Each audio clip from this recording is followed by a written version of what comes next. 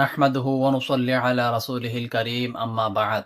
দেশ এবং প্রবাসের দূরে এবং কাছের যে যেখান থেকে দেখছেন সবাইকে জানাচ্ছি আন্তরিক অভিনন্দন ও মোবারকবাদ।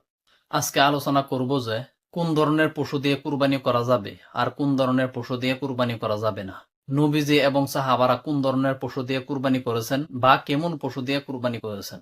যদি কোনো পশুর শিং ভাঙা, কান কাটা বা পায়ের কোনো সমস্যা, যে কোনো ধরনের অসুবিধা হয়, তখন সেই পশু দিয়ে কি কুরবানি করা যাবে কিনা আজকে আমরা এই ভিডিওর মাধ্যমে জানার চেষ্টা করব। তাই আজকের ভিডিওটি অত্যন্ত গুরুত্বপূর্ণ। আসুন আমরা ভিডিওটা শুরু করি। প্রথমে একটা হাদিস আপনারা লক্ষ্য করুন, যে হাদিসটা উয়ুনুল মাসাইলি সামারকান্দ সেই কিতাবের 482 পৃষ্ঠার 1131 নং টিকায় উল্লেখ রয়েছে। সুনানে নাসাই সেই কিতাবের 671 পৃষ্ঠার 4369 নং হাদিসের মধ্যে উল্লেখ করেন। মুয়াত্তা ইমাম মালিক সেই কিতাবের 418 পৃষ্ঠার 632 নং হাদিসের মধ্যে উল্লেখ করেন। সুনানে ইবনে মাজা সেই কিতাবের 3য় খণ্ডের 142 পৃষ্ঠার 3144 নং হাদিসের মধ্যে উল্লেখ করেন। মুসনাদে আহমদ সেই কিতাবের 30তম খণ্ডের 513 পৃষ্ঠার 18542 নং হাদিসের মধ্যে উল্লেখ করেন। সুনানে আবু দাউদ সেই কিতাবের 3য় খণ্ডের 161 পৃষ্ঠার 2802 নং হাদিসের মধ্যে উল্লেখ করেন। সুনানে দারিমি সেই কিতাবের প্রথম খণ্ডের 990 পৃষ্ঠার 1993 নং হাদিসের মধ্যে উল্লেখ করেন। শরহে মাআনিল আসার সেই কিতাবের 5ম খণ্ডের 168 পৃষ্ঠার 6188 নং হাদিসের মধ্যে উল্লেখ করেন। ফিকহু সুনান ওয়াল আসার সেই কিতাবের 3য় খণ্ডের 266 পৃষ্ঠার 2318 নং হাদিসের মধ্যে উল্লেখ করেন। আপনারা স্ক্রিনে লক্ষ্য করুন।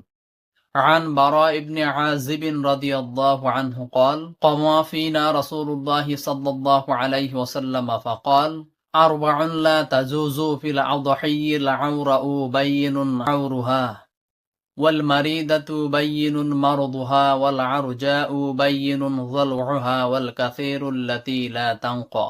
অর্থাৎ বারা ইবনে আজিজ রাদিয়াল্লাহু আনহু বলেন, রাসূলুল্লাহ সাল্লাল্লাহু আলাইহি ওয়াসাল্লাম আমাদের মধ্যে দাঁড়িয়ে বলেন, 4 প্রকারের পশু কুরবানির জন্য বৈধ নয়।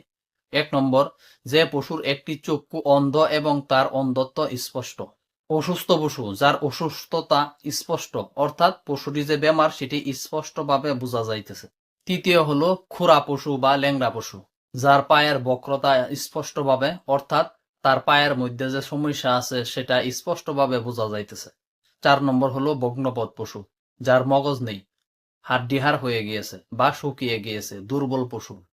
তাহলে এই হাদিস থেকে স্পষ্টভাবে বুঝতে পারলাম এই কয়েক ধরনের পশু বা এই পশুদের কুরবানি করা যাবে না।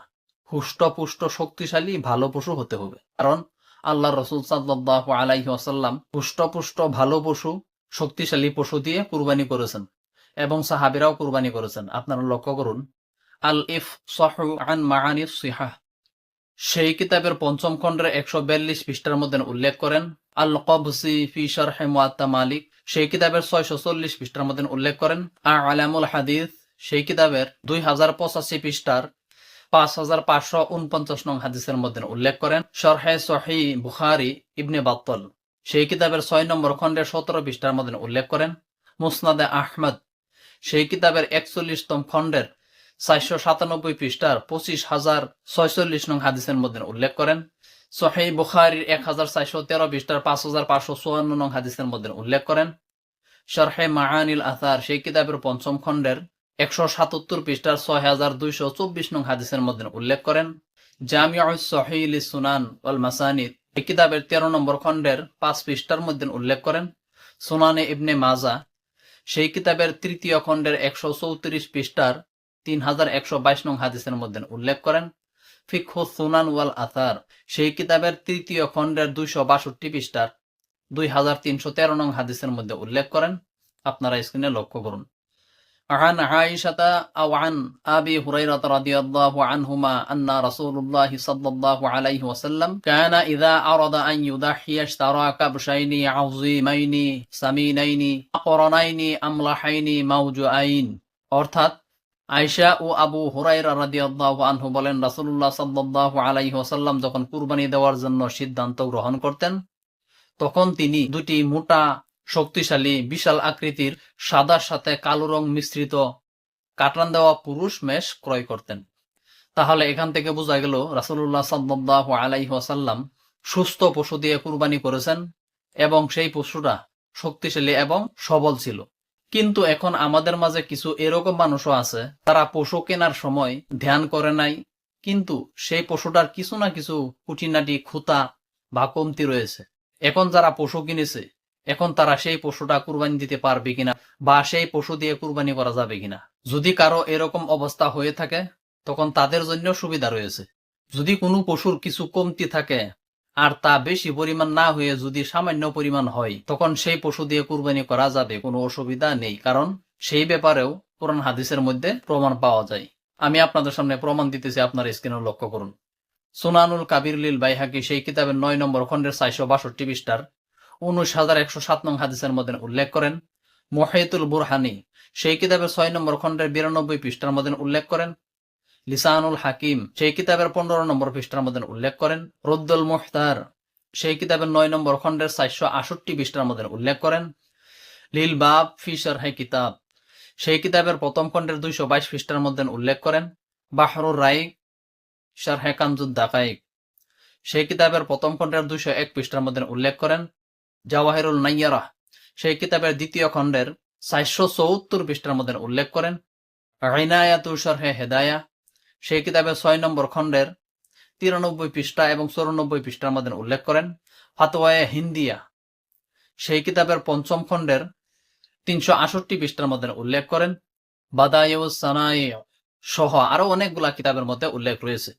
হাদিসগুলোতে বলা হয়েছে যে যদি কোনো পশুর পায়ে সমস্যা থাকে আর সেটা যদি সামান্য পরিমাণ হয়, আর সেই পশুটা যদি হাঁটতে পারে বা হেঁটে হেঁটে কুরবানির স্থান পর্যন্ত যেতে পারে, তখন সেই পশু দিয়ে কুরবানি করা জায়েজ আছে, কোনো অসুবিধা নেই। আর কোনো পশুর যদি কান কাটা থাকে আর সেই কানটা যদি সামান্য পরিমাণ হয়, তখনও সেই পশু দিয়ে কুরবানি করা কোনো অসুবিধা নেই। আবার যদি কোনো পশুর শিং ভাঙা, এক কথায় বলতে গেলে যে কোনো পশুর কোনো কিছু যদি সমস্যা থাকে আর সেটা যদি সামান্য পরিমাণ হয়, যে রকম ধরেন ৪ ভাগের ১ ভাগ, ৩ ভাগেই ভালো আছে, ১ ভাগ কমতি রয়েছে, অর্থাৎ সামান্য পরিমাণ খুঁতা রয়েছে, তখন সেটা কুরবানি করা যাবে, সেখানে কোনো অসুবিধা নেই।